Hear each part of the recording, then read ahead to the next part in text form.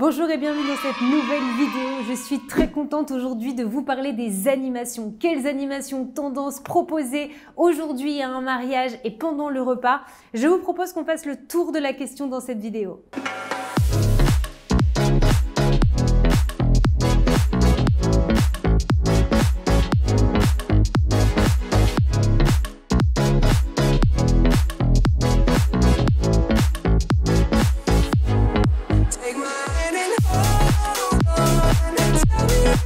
Je suis Marine Bernard, coach mariage chez Wedding by Marine, où j'accompagne des futurs mariés grâce au premier coaching créé pour les futurs mariés. Comment organiser mon mariage de A à Z sans wedding planner, qui vient de se faire une petite beauté puisque toutes les améliorations ont été ajoutées au coaching et vous retrouverez des modules, des étapes encore plus pertinentes, plus intuitives pour que vous puissiez organiser votre mariage sereinement. Je vous mets toutes les informations dans ma description.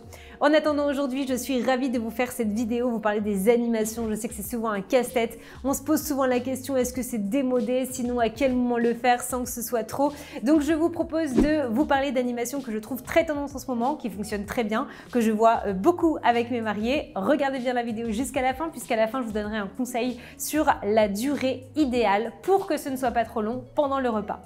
Avant même de commencer, j'avais envie de vous rappeler que les animations ne sont pas obligatoires et qu'aujourd'hui on est de plus en plus dans une tendance de ne pas faire du tout d'animation. C'est très tendance. C'est pas pour ça que votre mariage ne sera pas réussi. C'est pas pour ça qu'il n'y aura pas d'ambiance. Au contraire, ça permet des fois d'enchaîner un petit peu plus rapidement votre dîner, ce qui fait qu'on arrivera plus vite à la soirée dansante. Et comme vous le savez, comme je vous le partage tout le temps, plus vite vous allez arriver à votre soirée dansante et plus l'ambiance va être au rendez-vous et plus votre piste de danse va être pleine jusqu'au bout de la nuit. Donc ce n'est absolument pas grave si vous ne voulez pas d'animation. Il faut arrêter de croire que pas d'animation c'est beaucoup trop long. En fait, on est sur un format aujourd'hui qui est vraiment différent. On privilégie les vins d'honneur qui sont prolongés, qui durent plutôt entre 2 heures, 2 heures et demie. On arrive directement, on s'assoit pour le plat principal. Souvent, on n'a même plus d'entrée. Donc, c'est pas forcément trop long. Donc déjà, ne croyez pas que les animations sont obligatoires. Moi, j'encourage vraiment tout le monde à se dire, mais en fait, peut-être qu'on n'a pas envie d'en faire. Et si on n'a pas envie d'en faire, c'est OK. Pour mon mariage, on avait absolument aucune animation pendant le dîner et c'est pas pour ça qu'on a passé une mauvaise soirée, bien au contraire, c'était vraiment génial. Donc voilà, c'est déjà de vous poser la question, est-ce qu'on en a vraiment envie? Parce que prévoir une animation pendant le repas pour en prévoir une, je pense que c'est vraiment inutile et que au contraire ça pourrait plus plomber l'ambiance qu'autre chose. Donc si on choisit d'en faire, c'est là où il va falloir faire attention sur la durée, sur la logistique, sur comment vous allez le faire pour que ce soit rapide, efficace et que ça n'ait pas un impact qui soit négatif sur le reste du déroulé de votre mariage. Premier style d'animation, si vous choisissez d'en faire pendant le repas, qui fonctionne très bien en ce moment, c'est dingue parce que je crois que je n'avais jamais entendu parler il y a encore quelques mois et ça fait quelques fois que j'ai plusieurs couples qui me disent on va faire ça et du coup je trouve que c'est très sympa, c'est assez drôle. C'est le fait de faire décider vos invités sur une décision que vous n'avez pas totalement prise suite à votre mariage. Je vais vous donner quelques exemples, mais ça marche souvent bien parce que en fait vos invités ils vont aimer le fait de pouvoir donner leur avis. Quand ça nous concerne personnellement, c'est là où on a plus envie de participer que si on se sent forcé à faire quelque chose. Et là on leur demande directement leur avis, donc ça fonctionne très bien. Je vais vous donner deux exemples. Le premier, j'ai des mariés où la mariée ne s'est pas encore décidée si elle va vouloir garder son nom de jeune fille, prendre les deux noms ou alors prendre le nom seulement de son mari. Et du coup elle décide en plein milieu du repas de laisser à chaque fois deux papiers sur l'assiette des invités et qu'à un moment les invités se lèvent pour aller du coup déposer dans une urne leur décision finale et puis ensuite pendant la soirée il va y avoir un dépouillement où les invités vont savoir en direct, en live, quel nom va choisir de prendre la mariée. Donc tout ça c'est super sympa parce que voilà, tout le monde y met de bon cœur, tout le monde donne son avis et je trouve que c'est très chouette. Et là on parlait du nom, mais ça peut se faire aussi sur le voyage de noces. Vous pouvez choisir par exemple plusieurs destinations, mais si vous ne savez pas trop encore où partir, c'est vos invités qui pourront choisir. Et en plus, ce qui est chouette, c'est que souvent vous laissez une urne quand vous demandez de l'argent, où c'est souvent pour votre voyage de noces. Donc le fait que vos invités le même soir vous donnent de l'argent pour ce voyage de noces, mais qu'ils découvrent où vous allez aller parce qu'ils le choisissent aussi un petit peu pendant la soirée, Je trouve que c'est super sympa. Donc voilà, ces animations où vos invités vont pouvoir participer, donner leur avis, faire un dépouillement en direct, ça marche très bien en ce moment. Bien sûr, en fonction du nombre d'invités, hein, si vous êtes 250, ça va être compliqué de dépouiller 250. Vous pouvez le faire peut-être par table également, où du coup, ça va pousser vos invités à discuter entre eux. Je trouve que ça peut aussi être sympa, mais en tout cas, ça marche très très bien en ce moment. Deuxième animation, le quiz des mariés. On l'a déjà vu, il y a plein de formats qui sont super sympas en ce moment, où vous pouvez faire vraiment le quiz ou alors les anecdotes des mariés. Ça se fait aussi pendant la cérémonie laïque, vous pouvez le faire pendant le repas.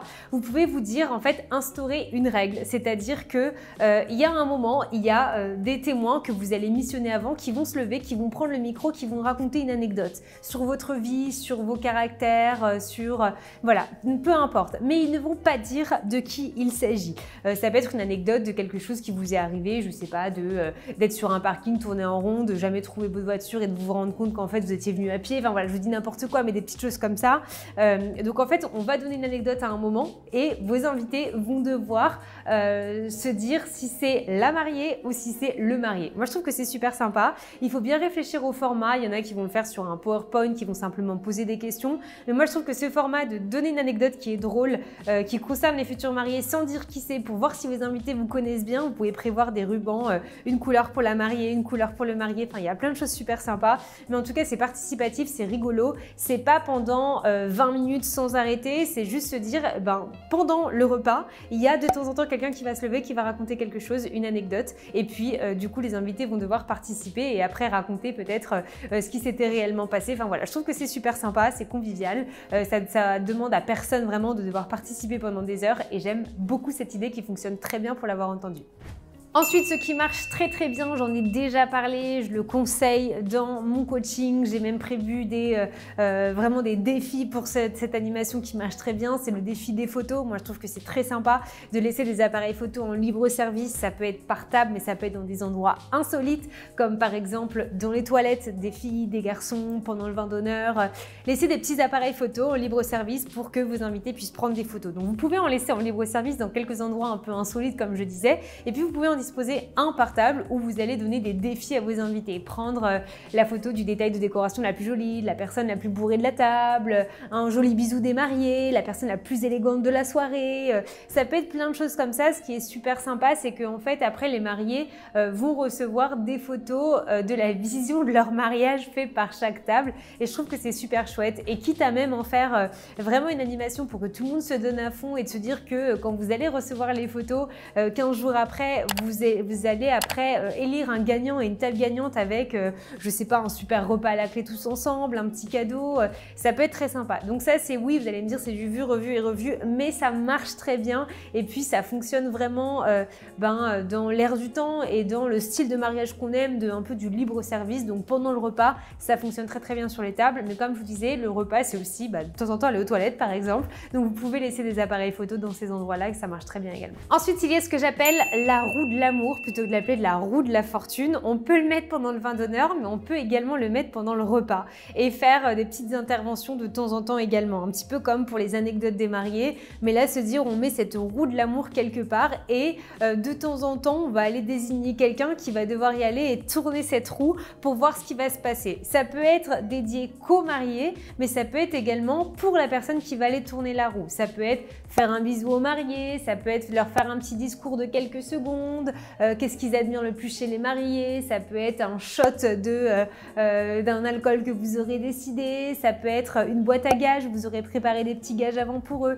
Enfin, je trouve qu'encore une fois, c'est ponctuel, c'est sympa, c'est spontané, seulement ceux qui veulent peuvent aller participer et je trouve que c'est vraiment vraiment très chouette. Donc voilà, ça peut être mis en place pendant le repas, on le voit beaucoup pendant le cocktail, mais pourquoi pas pendant le repas pour que ça casse pas comme ça des moments spécifiques, mais que vous puissiez le faire ponctuellement quand vous en avez envie.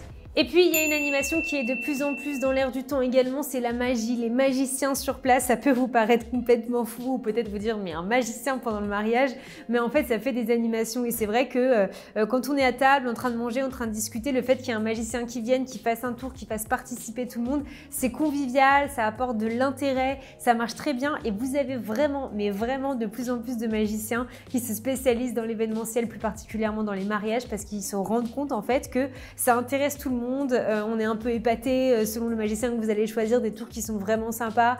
Pouvoir le faire aussi aux mariés devant tout le monde, mais passer comme ça autour des tables ponctuellement encore une fois. Je pense que c'est vraiment ce qui est dans l'air du temps, c'est de ne pas imposer à un moment un jeu où tout le monde doit participer, mais c'est plutôt des petits moments comme ça où ceux qui ont envie vont pouvoir le faire, des petits moments d'intérêt. Et je trouve que du coup, le magicien, ça fonctionne plutôt bien. Donc réfléchissez, parce que moi aussi au début, quand j'en avais entendu parler, je me disais mais je vois pas trop comment est-ce qu'un magicien pourrait aller dans un mariage. Et en fait, pour l'avoir entendu et en entendre de plus en plus parler, je me suis un petit peu renseignée. Je me rends compte que c'est super sympa et qu'il y a vraiment des très bons retours. Et enfin, comme promis, je vais vous parler de la durée des animations. Si vous choisissez de faire des animations, des jeux, attention, on n'est pas obligé de suivre les tendances du moment. Ça, je le répète tout le temps, c'est comme vous avez envie. Si vous préférez organiser vraiment des animations comme on avait l'habitude de le voir, les jeux du 12 mois, les amours, etc. C'est complètement possible. Faites attention que ça ne dure pas des heures. La durée, je vous avais dit que je vous la partagerai à la fin de la vidéo. Pour moi, idéal est de 15 minutes. Une animation qui va durer plus, pour moi, c'est beaucoup trop de temps. On perd beaucoup trop de temps pour le service, traiteur, etc.